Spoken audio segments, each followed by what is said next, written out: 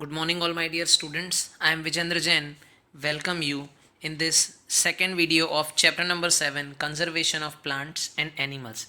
In the last video, we have seen the deforestations, the clearing of forest, and using the land for the other purpose is called deforestations. इसके causes भी हमने देखे थे और इसके कुछ pics भी मैंने आपको बताए थे, right? Then after we have seen the consequence of deforestations. Consequence of deforestations क्या थे? Increase in temperature and pollution level on the earth, increase in the level of carbon dioxide in the atmosphere leading to global warming, lowering of groundwater level, disturbs in the balance in nature, decrease in rainfall leading to drought, soil erosion, and decrease in soil fertility leading to desertification, decrease in the water holding capacities of soil leading to floods. Then after we have seen the conservation of forest and wildlife, we have seen biosphere, national park and wildlife sanctuaries.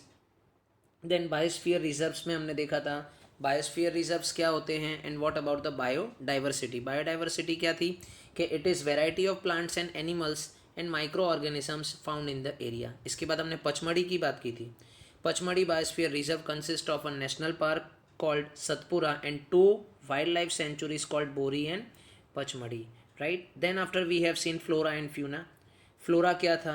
The plant found in a particular area are the animals और fauna क्या था? Are the animals found in a particular area. Pachmarhi में हमने इसके examples देखे थे साल टिक plants के फ्लोरा के consist of sal, tick, wild mango, jamun, silver ferns, etc. And fauna in Pachmadi we have seen wild dog, cheetah, wolf, leopard, blue bull, and barking deer, etc. Here some pictures we have seen. Now today our next topic, that is endemic species.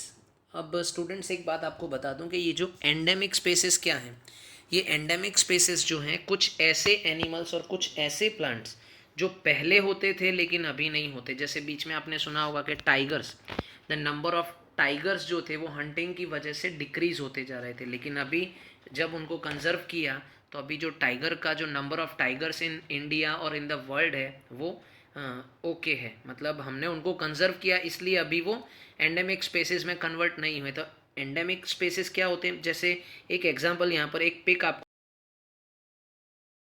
Giant squirrel. हम बहुत surprised हो जाते हैं giant squirrel को देखकर, लेकिन it's very sad to से कि ये एक एंडेमिक स्पेसिस है, यानी ये अब लुप्त हो चुकी है, ये अब हमको दिखाई देती नहीं है. This squirrel has a big fluffy tail. They are very curious to know. मतलब बहुत हमको दुख होता है कि अब वो दिखाई देते नहीं हैं. तो endemic species are those species of plants and animals found only in a particular area and not found anywhere else. यानी एंडेमिक स्पेसिस जो हैं are those species of plants and animals found only in a particular area and not found anywhere else. right? जैसे ये जो giant squirrel है, इसके बाद sal and wild mango are the endemic flora of Pachmarhi. Bison, Indian giant squirrel and flying squirrel are the endemic faunas of this areas. देखो यहाँ पर कुछ मैंने पिक्चर्स भी आपको बताए हैं कि ये जो स्पेसेस हैं ये अब एंडेमिक स्पेसेस में कन्वर्ट होने वाले हैं.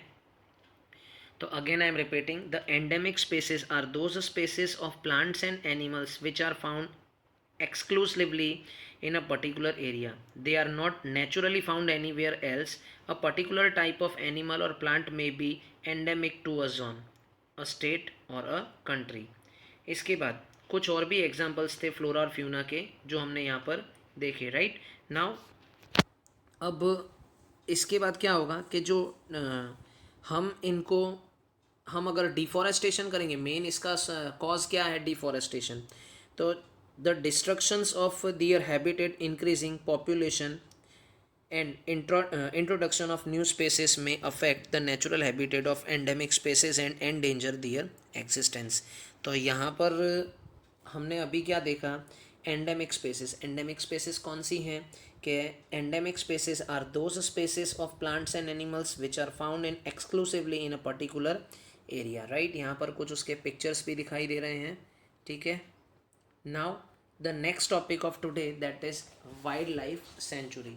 तो वाइल्ड लाइफ सेंचुरीज क्या है? अब हाँ, एक चीज़ और मैं आपको क्लियर कर दूँ इससे पहले, ये जो स्पेसिस, एंडेमिक स्पेसिस क्या है? एंडेमिक यानी जो ख़त्म होने वाला है, एंड, एंड का मतलब ख़त्म होने वाला, और स्पेसिस क्या है? तो स्पेसिस का मतलब होता है, species is a group of population which are capable of interbreeding. This means that the member of a species can be reproduce fertile offsprings only with the member of one species and not with member of other species. Membrane of a species have common characteristics. तो सबसे पहले spaces पता चल गया कि ये एक प्रजाति है, ये एक ग्रुप है पॉपुलेशन का, which are capable to interbreeding, यानी वो अपने ही जैसे दूसरे इंटरब्रीडिंग करके दूसरे एनिमल्स को रिप्रोड्यूस कर सकते हैं। तो ये था स्पेसिस। Okay, now our next topic that is wild life sanctuary. Wild life sanctuary क्या है? Are the areas where animals are protected from any disturbance to them और दियर हैबिटेट। जैसे वाइल्ड लाइफ सेंचुरी की बात करूँ तो लायन है या टाइगर है या लेपर्ड है, वो फ्रीली वहाँ पर रह सकते हैं, वो कहीं भी जा सकते हैं और कुछ भी कर सकते हैं वो। तो wild life sanctuaries are areas where animals are protected from any disturbance to them और दियर हैबिटेट। द किलिंग और capturing of animals in wild life sanctuary is strictly prohibited.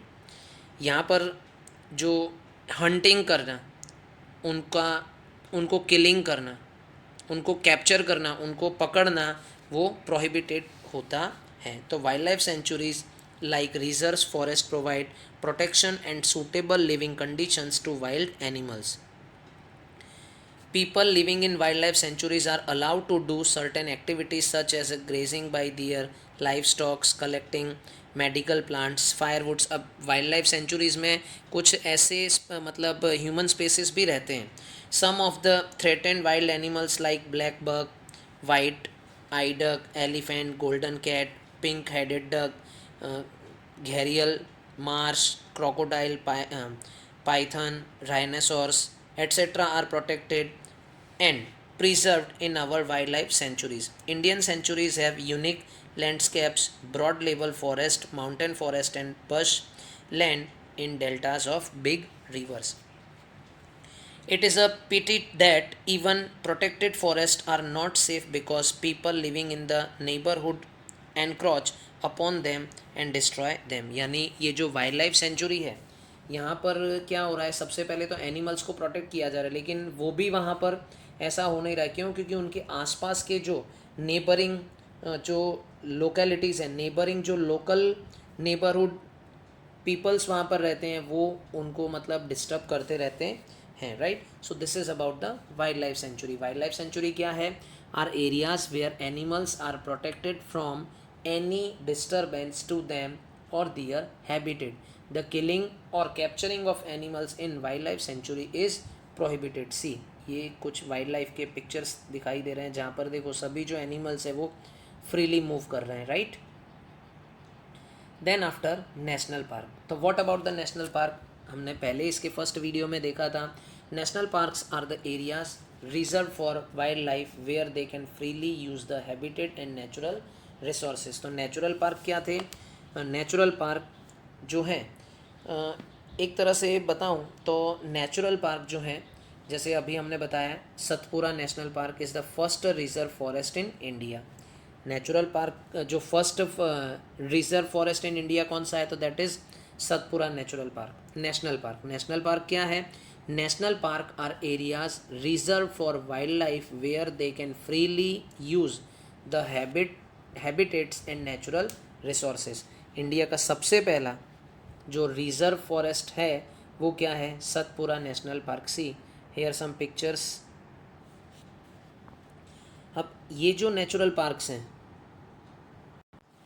Natural parks जो एक तरह से रिजर्व हैं, reserves हैं, are large and diverse enough to protect whole sets of ecosystem. They preserve flora, fauna, landscape and historic objects of an area. Satpura की मैंने आपको बात बताई। Satpura national park is the first reserve forest of India. The finest Indian teak is found in this forest. There are more than 100 national parks in India. अब India में 100 से भी ज़्यादा नेशनल पार्क हैं. Rock shelters are also found inside the Satpura National Park. These are evidence of prehistoric human life in these jungles. These give us an idea of the life of primitive people. Rock paintings are found in these shelters. A total of 55 rock shelters have been identified in Panchmadi Biosphere Reserve. Figure of animals and men fighting, hunting, dancing, and playing musical instruments are depicted in these paintings. Many tribes still live in that areas, right? इसके बाद Satpura tiger reserve जो है वहाँ पर एक tiger project है that was launched by the government to protect the tigers in the country. The objectives of this project was to ensure the survival and maintenance of the tiger population in the country. Tiger is one of the many species which are slowly disappearing from our forest. But the Satpura Tiger Reserve is unique in the sense that a significant increase in the population of tigers has been seen here. Once upon a time, animals like lion, elephant, wild buffaloes, and Barasinga were also found in the Satpura National Park. Animal whose numbers are diminishing to a level that they might face extinction are known as a endangered animal, right. तो ये जो endangered animals थे इनके बारे में अभी हमने endangered spaces के बारे में देखा था. अब हम देख रहे हैं एंडेंजर्ड एनिमल्स. अब ये जो एंडेंजर्ड एनिमल्स क्या हैं, are those animals whose numbers are diminishing and might face extinctions. अब tiger is one of the, ये तो मैंने आपको बताया कि टाइगर अभी कुछ समय पहले हमने न्यूज़ में देखा होगा, न्यूज़पेपर्स में देखा होगा कि टाइगर्स, नंबर ऑफ़ टाइगर्स जो कंट्री में वो कम होते जा रहे हैं, जिसके लिए गवर्नमेंट ने एक प्रोजेक्ट लॉन्च किया था. Tiger is one of the many animals which are slowly diminishing. To protect the tigers in our country, the government launched the project Tiger to ensure the survival of tiger population. Dinosaurs have already become extinct. इसके बाद एक book आती है जिसका नाम है red data book.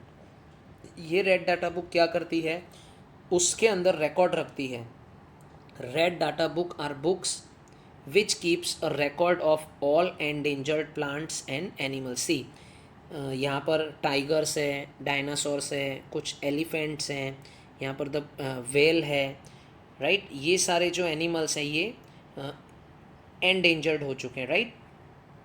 इसके बाद the next our topic is that is ecosystem. तो सबसे पहले एंडेंजर्ड एनिमल आप सभी को समझ में आ गया होगा कि एंडेंजर्ड एनिमल्स जो हैं वो एनिमल्स जो रेड डाटा बुक में एंट्री ले चुके हैं, जिनके नंबर ऑफ़, जो जैसे नंबर ऑफ़ टाइगर्स है, नंबर ऑफ़ बारासिंगा हैं, नंबर ऑफ़ वाइल्ड बफेलो है, जो कम होते जा रहे हैं, राइट. तो survival of some animals has become difficult because of disturbance in their natural habitats, right. तो इसकी वजह से क्या होता है, जैसे डायनासोर्स की मैंने बात बताई, अब तो डायनासोर्स देखने ही नहीं मिलते.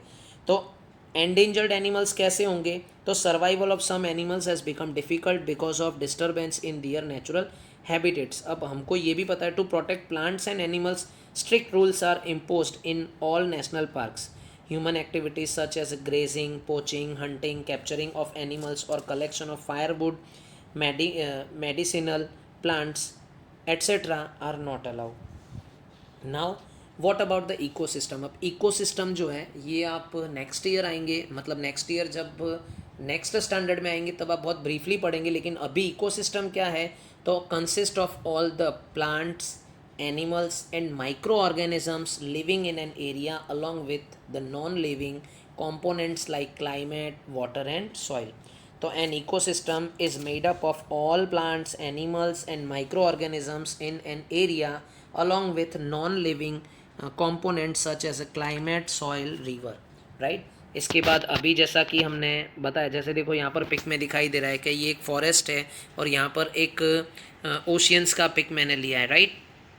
इसके बाद माइग्रेशन का मतलब क्या होगा कि migration is the movement of animals from its own habitat to some other habitat for a particular time period every year due to climate changes for breeding. जैसे अपने ने नल सरोवर, नल सरोवर में कुछ ऐसे बर्ड्स हैं जो मॉनसून में आते हैं, कुछ ऐसे बर्ड्स हैं जो विंटर में आते हैं, राइट। तो माइग्रेशन क्या है? Is the movement of animals from its own habitat to some other habitat for a particular time period every year due to climate changes or for breeding. Birds which fly very long distance to reach another land are called migratory birds, right? ये था migration के बारे में। Migration क्या है फिर से मैं बता दूं कि जो एनिमल्स होते हैं या फिर जो बर्ड्स होते हैं वो अपने खुद के प्रॉपर प्लेस से किसी दूसरे प्लेस में जाते हैं। Is the movement of animals from its own habitat to some other habitat for a particular time period every year due to climate changes or for breeding. Birds which fly very long distance to reach another land are called migratory birds. See here some pictures are given. इसके बाद आता है recycling paper. Recycling paper क्या है?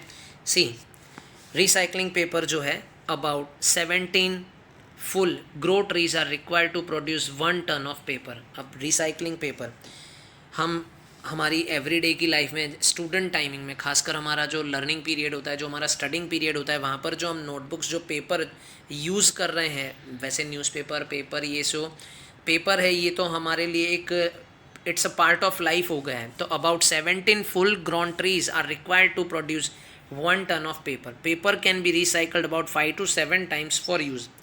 We should save, reuse and recycle paper to save not only trees but also to save the energy, water and chemicals used to make paper, right? तो ये था recycling of paper. फिर से एक बार मैं explain कर दूं कि रिसाइकलिंग ऑफ पेपर्स क्या था। तो रिसाइकलिंग ऑफ पेपर के रिसाइकलिंग पेपर अबाउट जैसे 1 टन ऑफ पेपर को बनाने के लिए, मैन्युफैक्चर करने के लिए about 17 full grown trees are required. तो अब उन्हीं पेपर्स को अगर हम वेस्ट कर देंगे तो नेक्स्ट अगर 1 टन पेपर बनाने तो इतने सारे जो ट्रीज़ होंगे फिर से उनको कट करना पड़ेगा। तो about 17 full grown trees are required to produce 1 ton of paper. Paper can be recycled about 5 to 7 times for use. We should have reuse and recycle papers to not only trees but also to save the energy, water and chemicals used to make papers. So students, here some pictures are given. See हम कितना सारा paper waste करते हैं, तो हम इन्हीं papers को recycle करके रीयूज़ कर लें तो उससे ट्रीज़ भी बचेंगी, उससे केमिकल्स भी बचेंगे, उससे पानी भी बचेगा और एनर्जी भी बचेगी, right. Now the last topic of this chapter that is reforestation. तो रिफॉरेस्टेशन क्या है? Is the restocking of destroyed forest by planting new trees. अगर आप बस्त्राल एरिया में रहते हैं तो शायद अभी यहाँ पर एक फॉरेस्ट हमने मैन मेड फॉरेस्ट हमने बनाया है यहाँ पर पास में ही। तो रिफॉरेस्टेशन का मतलब क्या होगा? Is the restocking of destroyed forest by planting new trees. We should plant at least as many trees as we cut. We have already caused a lot of damage to our forest. If we have to regain our green wealth, reforestation is the only option. See, यहाँ पर कुछ pictures हैं कि जहाँ पर reforestation किया जा रहा है, राइट। तो रिफॉरेस्टेशन क्या हो गया कि रिफॉरेस्टेशन का मतलब कि we should plant at least as many trees as we cut. Reforestation can take place naturally also. अगर हम प्लांट्स लगाएंगे तो वो प्लेस हमको थोड़ा नेचुरल लगेगा. If the deforested areas is left undisturbed it re-establish itself. In natural reforestation, there is no role of human beings. We have already caused tremendous damage to our forest. If we have to retain our green wealth for future generation, plantation of more trees is the only option, right? So this is about the chapter conservation of plants and animals. I hope students you all enjoy the video, you all understand all the topics of this chapter and now अब मैं इसके जो PDF है, जो question answer है वो आपको send कर दूंगा. Thank you so much for being with us.